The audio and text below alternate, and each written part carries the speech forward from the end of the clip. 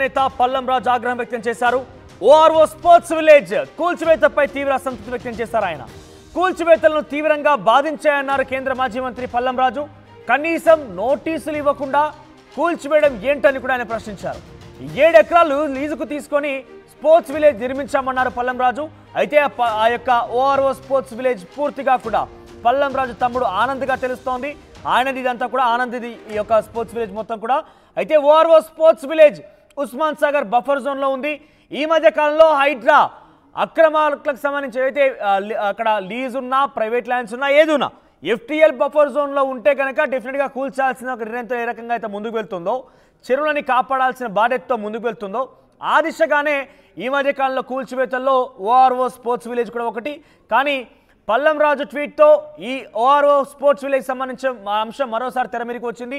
ORO sports village పల్లం రాజు తమ్ముడు, కేంద్ర మాజీ మంత్రి పల్లం రాజు తమ్ముడు ఆనంద్ది. సో ఈ నేపథ్యంలోనే బఫర్ జోన్లో ఉంది. హైడ్రా అధికారులు అక్కడికి వెళ్ళి కూల్చివేశారు. ఉస్మాన్ సాగర్ బఫర్ జోన్లో ఉంది అది.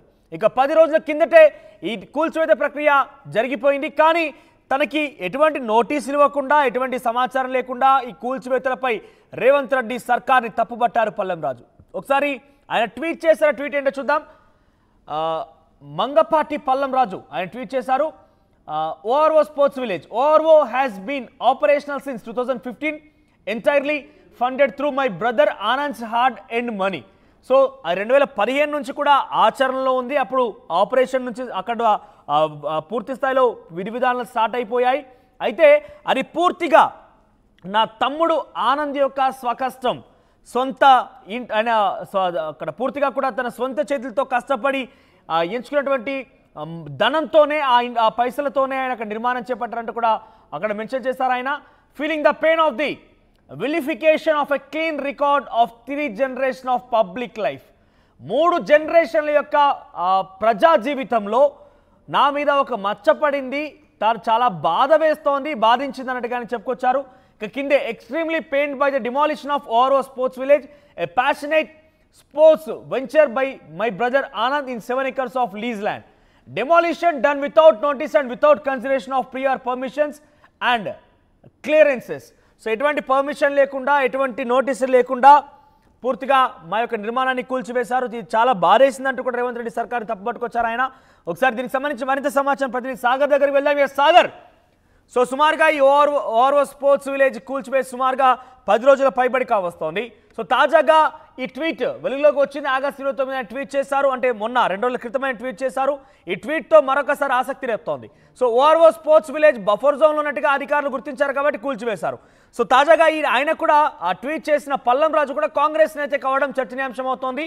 సో ఈ ట్వీట్ పై ఏ రకంగా రాజకీయంగా చర్చ కొనసాగుతుంది, మనం ఏమర్థం చేసుకోవచ్చు? ఎస్ మనోజ్, అంటే మొత్తంగా చూస్తే ఇప్పటికీ రేవంత్ రెడ్డి కూడా దీనిపైన కామెంట్ చేశారు. మొట్టమొదటిగా కూల్చివేతల్లో కాంగ్రెస్ నేతల కూల్చివేతలు జరిగాయి. Sports village Hydraa CM Revanth రెడ్డికి ఇచ్చిన నివేదికలో, ప్రభుత్వానికి ఇచ్చిన నివేదికలో కూడా అతి భారీ కూల్చివేతల్లో ఇది మనం మొదటగా చెప్పుకోవచ్చు.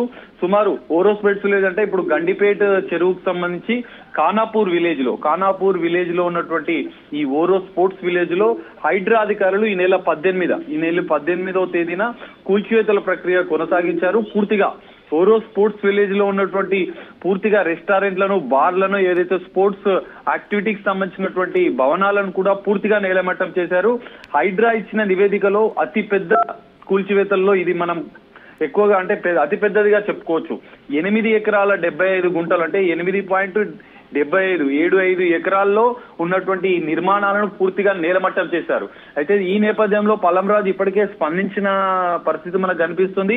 ఇలాంటి నోటీసులు ఇవ్వకుండా తాను లీజ్ ల్యాండ్ లో, తన తమ్ముడు లీజ్ ల్యాండ్ లో దాదాపు ఎన్నో దశాబ్దాలుగా, ఎన్నో సంవత్సరాల నుంచి మేము ఇక్కడ యాక్టివిటీస్ నిర్వహిస్తున్నాం, మా వ్యాపార లావాదేవీలు మా సొంత డబ్బుతో మేము పెట్టుబడులు పెట్టి మేము వ్యాపార లావాదేవీలు కొనసాగిస్తున్నాం. అధికారులు ఎలాంటి నోటీసులు ఇవ్వకుండా ఈ కూల్చివేయడం అనేది బాధాకరంగా పల్లం రాజు చెప్పిన పరిస్థితి మనకు కనిపిస్తుంది. అయితే మొత్తంగా చూస్తే అంటే హైడ్రా అనేది మొట్టమొదటిగా కాంగ్రెస్ నాయకులకు సంబంధించినటువంటి అంటే ఈ అక్రమ కట్టడాలను తొలగించి అని చెప్పి ఇప్పటికే సీఎం రేవంత్ రెడ్డి చెప్పిన నేపథ్యంలో మిగతా వాటిపైన కూడా హైడ్రా టార్గెట్ చేసే అవకాశం ఉంది. ఈ మొత్తంగా చూస్తే మనం ఈ పల్లం రాజుకు సంబంధించినటువంటి ఈ ట్వీట్ అనేది ఇప్పుడు రాజకీయ వర్గాల్లో కొంత చర్చకు దారితీసిందని చెప్పుకోవచ్చు.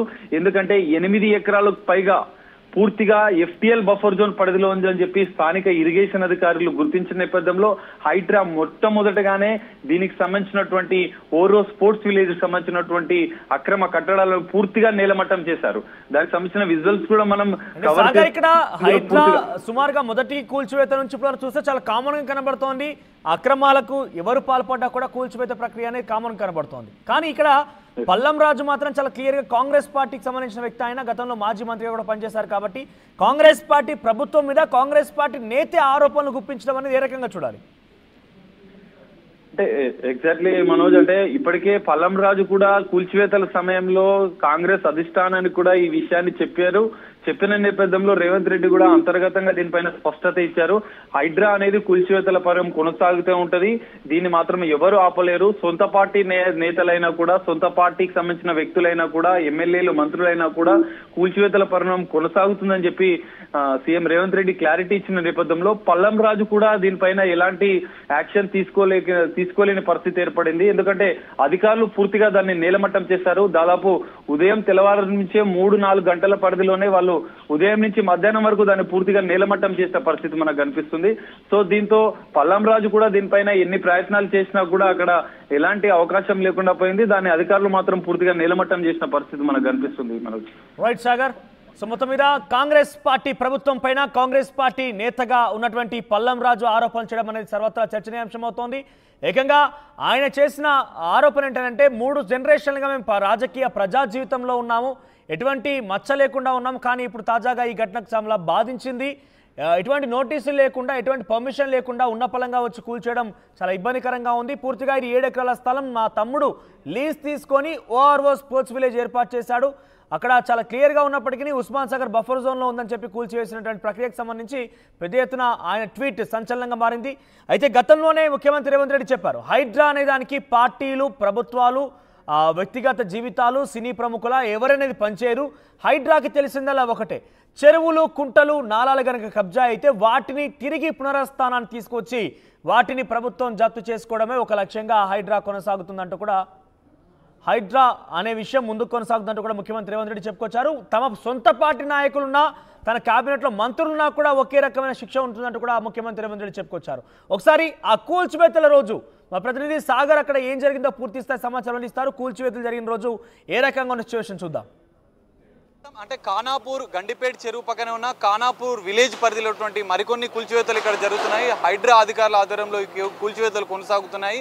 అయితే ఓరో స్పోర్ట్స్ విలేజ్, ఈ గ్రామ పంచాయతీకి సంబంధించిన విలేజ్, ఈ విలేజ్ ప్రాంగణంలోనే మనం చూసుకుంటాం. గండిపేట చెరువు పక్కనే ఉంది. ఇది దాదాపు సుమారు 5 ఎకరాలకు పైగా 5 ఎకరాల భూమి ఉంది. ఈ స్థలంలో లీజు తీసుకొని వీళ్ళు ఓరో స్పోర్ట్స్ విలేజ్ అనే పేరుతో రెస్టారెంట్కి సంబంధించిన, స్పోర్ట్స్ యాక్టివిటీకి సంబంధించిన కొన్ని కమర్షియల్గా ఇక్కడ వ్యాపారాలు జరుగుతున్నాయి. సో ఈ 5 ఎకరాలు పూర్తిగా బఫర్ జోన్ పరిధిలోకి వస్తుందని చెప్పి హైడ్రా అధికారులు గుర్తించారు.